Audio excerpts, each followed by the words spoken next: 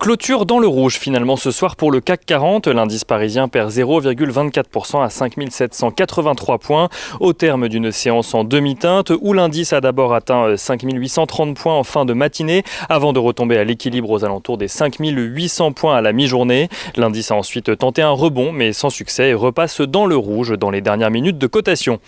Les rendements obligataires continuent leur progression de leur côté. Le taux à 10 ans américain est à présent aux alentours des 1,48% tandis que le taux à 30 ans est lui aux alentours des 2,30%.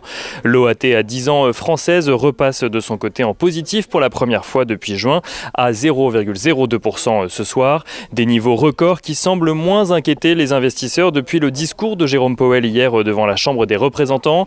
Celui-ci a estimé que l'économie américaine est loin des objectifs de la Fed en matière d'emploi ou d'inflation. Il a par ailleurs précisé que selon lui, l'inflation devrait suivre une trajectoire volatile au rythme de la reprise économique, mais qu'elle ne devrait pas atteindre l'objectif fixé par la Fed d'ici 3 ans.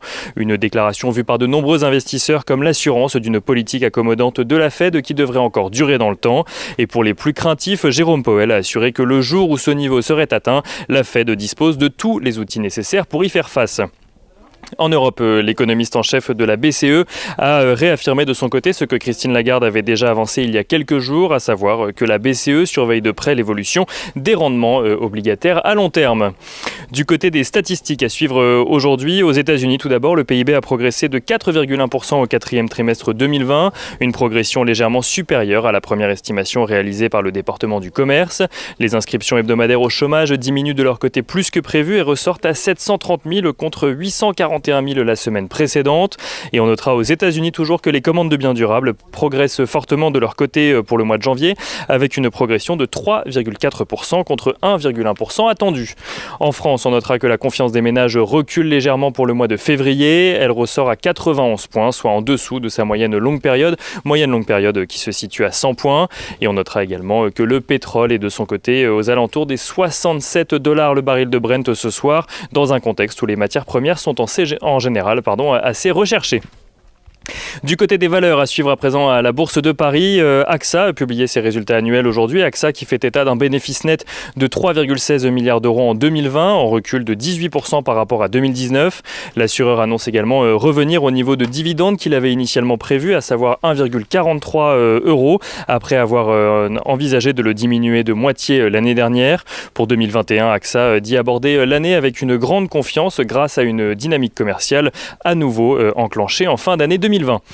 Veolia annonce de son côté une progression de son chiffre d'affaires de 0,9% au dernier trimestre 2020. Le groupe renoue ainsi avec la croissance après le repli de son activité sur les trimestres précédents en lien direct avec la crise sanitaire.